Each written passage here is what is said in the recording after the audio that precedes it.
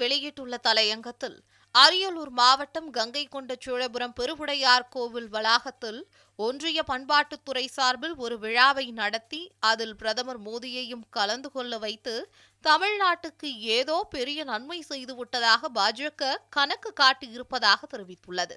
அவர்களுக்கு மாமன்னன் ராஜராஜனையும் ராஜேந்திரனையும் பெருவுடையார் கோவிலையும் இப்போதுதான் நினைவுக்கு வந்திருக்கிறது. ஆனால் அதை வைத்து ராஜராஜ சோழனுக்கு திமுக என்ன செய்தது என்று சமூக வலைதளங்களில் எதுவும் தெரியாதவர்கள் வாட்ஸ்அப் வரலாறுகளை பரப்பி வருகிறார்கள். ராஜராஜனுக்கு சிலை அமைக்கப்படும் என்று 2025ஆம் ஆண்டு அறிவித்திருக்கிறார் பிரதமர் மோடி. ஆனால் 50 ஆண்டுகளுக்கு முன்பே மாமன்னன் ராஜராஜ சோழன் சிலையை நிறுவியவர் தலைவர் கலைஞர். தஞ்சை பெரிய கோவிலுக்குள் சிலை வைக்கவே நினைத்தார் தலைவர் கலைஞர். தொல்லியல் துறை கட்டுப்பாட்டில் இருக்கும் கோவில் என்பதால் உள்ளே வைக்க அனுமதி கிடைக்கவில்லை. பழமை மாற்றம் கூட்டம் கூடாது என்று காரணம் சொல்லப்பட்டது. அதனால் கோவில் வாசலில் சிலை வைத்தார் முதலமைச்சர் கலைஞர் என்று தெரிவிக்கப்பட்டுள்ளது. 1972ஆம் ஆண்டு ஏப்ரல் மாதம் 13ஆம் நாளன்று ராஜராஜ சோழன் சிலையை அமைத்து திறந்து வைத்தவர் அன்றைய முதலமைச்சர் கலைஞர். அன்றைய கல்வி அமைச்சர் நாவலர் தலைமையில் இந்த விழா நடைபெற்றது. முன்னிலை வகித்திருக்கிறார் அன்றைய அறங்காவல்துறை அமைச்சர் கண்ணப்பன். விழா குழுவின் தலைவராக இருந்தவர் அன்றைய வேளாண் துறை அமைச்சர் மன்னை நாராயணசாமி.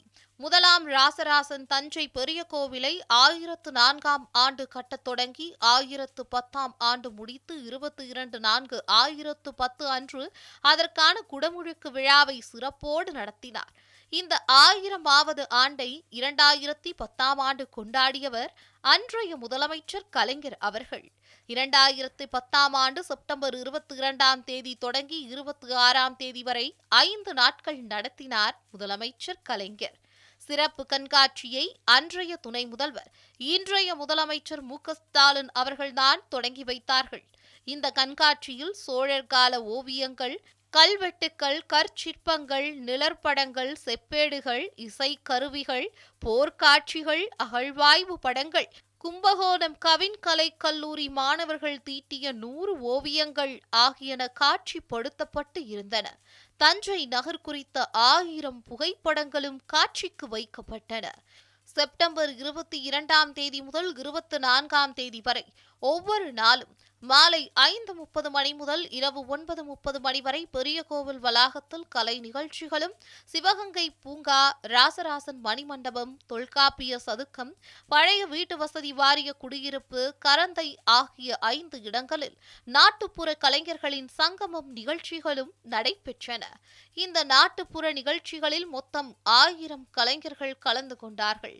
தஞ்சையை சேர்ந்த 75 கலைக்குழுக்கள் இவற்றில் இடம்பெற்றன. ஓதுவார்களின் திருமுறை இசை நிகழ்ச்சியும், பத்மா சுப்பிரமணியம் குழுவினர் வழங்கும் 1000 நடன கலைஞர்கள் பங்கேற்கும் நாட்டியாஞ்சலி நிகழ்ச்சியும் நடைபெற்றது. 1000 பேர் ஒரே நேரத்தில் ஆடிய நிகழ்ச்சி அன்று அனைத்து ஊடகங்களாலும் பாராட்டப்பட்டது. திலகர் திடலில் ராசராச சோழன் வரலாற்று நாடகம் நடைபெற்றது. பெரிய கோவில் வளாகத்தில் களிமேடு கிராமத்தினர் வழங்கும் திருமுறை ஓதுதல் நிகழ்ச்சி நடைபெற்றது. ஆயுதப்படையினர் பயிற்சி திடலில் நிறைவு விழா முதலமைச்சர் கலைஞர் தலைமையில் நடைபெற்றது. சிறப்பு அஞ்சல் தலை வெளியிடப்பட்டது. 10 ரூபாய் நாணயம் வெளியிடப்பட்டது. 15 ஆண்டுகளுக்கு முன் நடந்த இவை அனைத்தும் இன்றைய கத்துக்குட்டிகள் அறியாதவை என முரசொலி தெரிவித்துள்ளது. திராவிட மாடல் முதலமைச்சர் மு.க.ஸ்டாலின் அவர்கள் 2022ஆம் ஆண்டு முக்கியமான அறிவிப்பை செய்தார்கள். மாமன்னன் ராஜராஜ சோழரின் பிறந்த நாள் இனி அரசு விழாவாக கொண்டாடப்படும் என்று அறிவித்தார்கள்.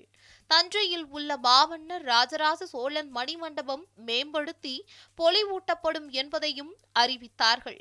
கங்கை கொண்ட சோழபுரத்தில் மாமன்னன் ராஜேந்திர சோழனின் பிறந்த நாளான ஆடி திருவாதிரை விழாவை அரசு விழாவாக தமிழ்நாடு அரசு கொண்டாடி வருகிறது. ராசராச சோழனுக்கு மிக பிரம்மாண்டமான முறையில் விழா நடத்தியவர் முதலமைச்சர் கலைஞர் அவர்கள். அவருக்கு வரலாற்றில் அளவு கடந்த ஈடுபாடு உண்டு. அதிலும் ராஜராஜனின் 1000வது ஆட்சி ஆண்டு விழாவினை நடத்தியதும் அவர்தான். ராஜராஜ சோழனுக்கு சிலை வைத்தும் தொடர்ந்து அதை அரசு விழாவாக மாற்றியதிலும் அவருக்கு மிகப்பெரிய பங்கு உண்டு.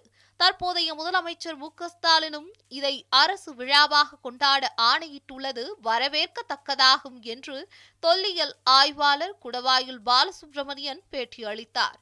கங்கை கொண்ட சோழபுரத்தில் ஒரு புதிய அருங்காட்சியகம் 10 ஏக்கர் பரப்பளவில் 22.10 கோடி ரூபாய் செலவில் அமைத்திட முதலமைச்சர் 2024ஆம் ஆண்டே உத்தரவிட்டுள்ளார். மாமன்னன் ராஜேந்திர சோழன் உருவாக்கிய பொன்னேரி எனப்படும் சோழகங்கம் ஏரியில் பல்வேறு மேம்பாட்டு பணிகளை தற்போது 12 கோடி ரூபாய் மதிப்பீட்டில் மேற்கொள்ள முதலமைச்சர் உத்தரவிட்டுள்ளார். இதன் மூலம் அதன் சுற்றுப்பகுதியில் உள்ள 1374 ஏக்கர் விவசாய நிலங்கள் பயன்பெறும். சோழகங்கம் ஏரியை சுற்றுலா தலமாக மேம்படுத்த 7.25 கோடி ரூபாய் ஒதுக்கீடு செய்யப்பட்டுள்ளது. இவை ஏதும் அறியாத கூமுட்டை ஒன்று அறிக்கை வெளியிட்டுள்ளது. என்னது, சிவாஜி செத்துட்டாரா என்று கேட்பதை போல இப்போதுதான் அவர்களுக்கு ராஜராஜ சோழன் என்ற மன்னன் இருந்தான் என்பதே அவர்கள் அறிந்திருப்பார்கள். தமிழுக்கு செம்மொழி தகுதியை பெற்றுத்தந்தும் தமிழ் மன்னர்களின் பெருமையை உலகுக்கு பறை சாற்றியும் சங்ககால பெருமிதங்களை மீட்டெடுக்க அனைத்து விதங்களில் பாடுபட்டும் கீழடி வரலாற்றை உலகுக்கு உணர்த்தியும் இரும்பின் தொன்மையை மெய்ப்பித்தும் தமிழின ஆட்சியை நடத்தி கொண்டிருப்பது திராவிட முன்னேற்றக் கழக ஆட்சியே என முரசொலி தனது தலையங்கத்தை நிறைவு செய்துள்ளது.